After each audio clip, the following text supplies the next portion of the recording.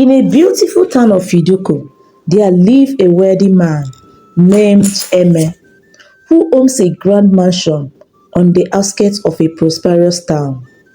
The mansion belongs to Eme the wealthy man. Eme was a businessman who worked hard his entire life to build his empire. Eme was such a stingy man who knows the value of his money. He believed that money doesn't supposed to spend unwisely. But in all this, Eme doesn't joke with his family and his boys that learn business from him. He provides for them in order for them not to steal from him. Eme had a wonderful family, his wife and 3 grown-up children. He also had about 10 boys living with him that came to learn business skill from him. But among them was a young, arrogant servant named Owadiegu, who has been employed by Eme for years. He was very skilled in his duties, but has developed a sense of superiority over the years. He constantly belittled other servants, taking himself above them.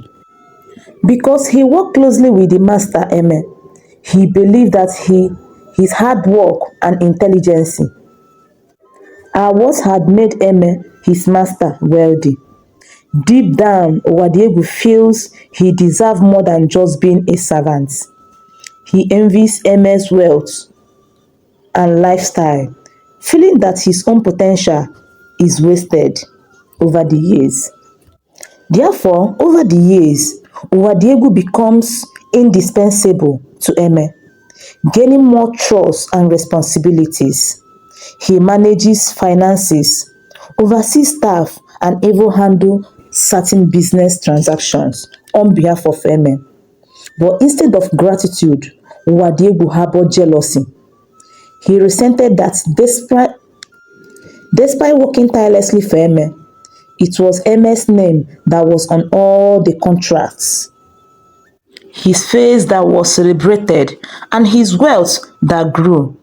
Owadiegu often whispered to himself that if only he had the wealth, the power, the freedom, and the success. Over the years, Owadiegu grew bolder.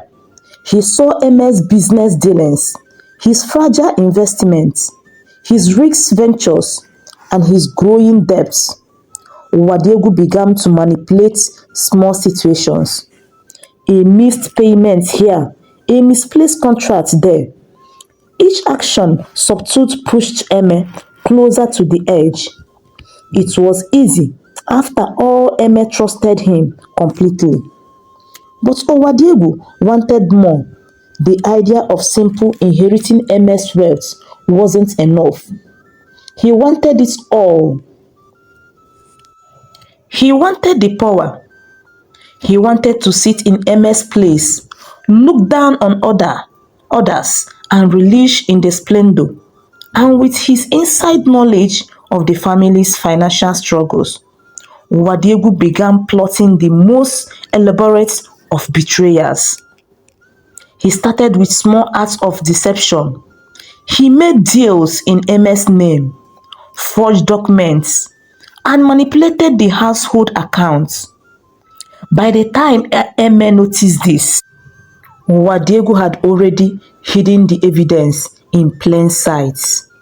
However, Owadiegu plan unfolded with precision, with a few more forged signatures and secrets. He started meeting with shady businessmen. Owadiegu successfully took control of several properties that once belonged to Eme.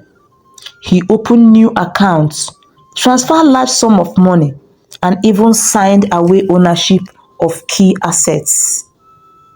His betrayal didn't end with just money. He began to isolate Eme, removing those who remained loyal to him, placing doubts in their mind about Eme's capabilities. One by one, the staff began to side with Owadiegu, unaware of his true intentions. It wasn't long before Owadiegu's manipulation reached its peak in a final move. He forged evidence that implicated Eme in a series of financial crimes, embezzlement, tax evasion, and fraud. The authorities once steadfastly to Eme, "We are now under Owadiegu's control, with the evidence in the hand." Owadiegu turned it over to the police, and soon Eme was arrested and charged. Eme, who had built an empire with his own hands, found himself stripped of everything: his wealth, his reputation, his friends. Everything was lost. He was thrown into a jail, accused of crime he didn't commit, while Owadiegu moved into the mansion as though it were his own. Owadiegu, now relished in his newfound life, he sat at the head of Eme's dining table, surrounded by luxury. No one suspected that the man who seemed so confident was the very one who had brought everything crashing down. Owadiegu revealed in the arrogance that came with his success he was untouchable, and so he thought. With each passing day, Owadiegu grew more careless. His arrogance reached a fever pitch.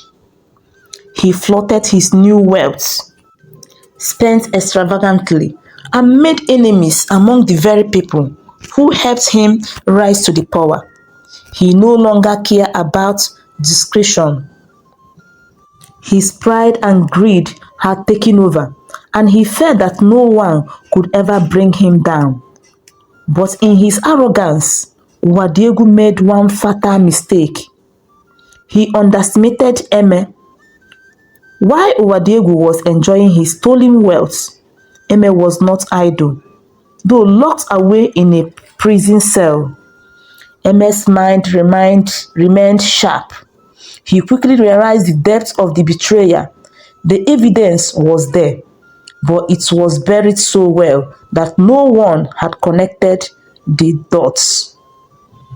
But Eme had connections, friends in high places who owed him favors. Slowly, with careful planning, Eme began to unravel Owadiegu web of lies. Eme contacted a private investigator, a former associate from his business days, who managed to dig into Owadiegu's financial dealings. What he uncovered was damning traces of the stolen properties, the forged documents, the illegal transfers, all hidden below a guise of legitimate business deals. With his evidence, Eme was finally able to prove his innocence, and Owadiegu's guilty. However, Eme was released and returned to the city. He went directly to the mansion, where Owadiegu, confidently in his success, was hosting a lavish party. Eme entered the room, and the atmosphere frozen.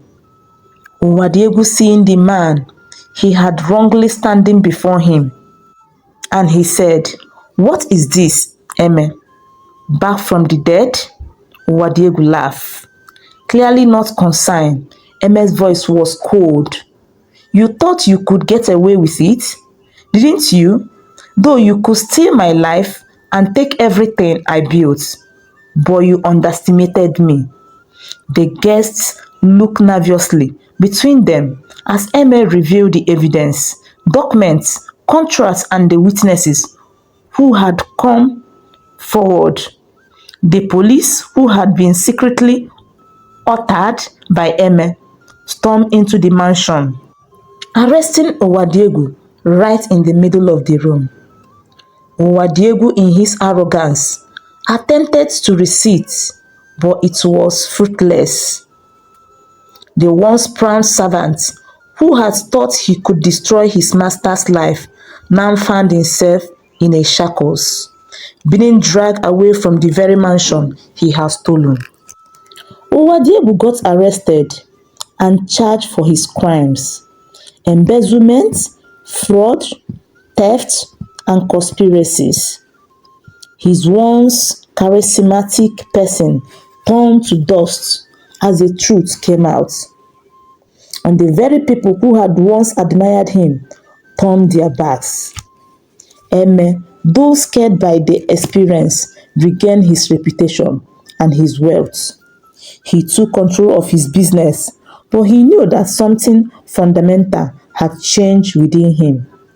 He no longer trusted easily, and he was more conscious in his dealings. The betrayal had taught him a painful but a valuable lesson. And as for Owadiegu, his arrogance and greedy led him to his destruction. Once a man of power, was now nothing but a subject of mockery. Guys, hope you find this story interesting. What moral lesson do you learn from this story? I would love to see what you have learned from this interesting story. Guys, please kindly subscribe to my channel at African Tales by Ifenkili. Like and share with family and friends. Turn on your notification button and stay tuned for more interesting and mind-blowing stories coming your way next time. Guys, remain blessed. Bye.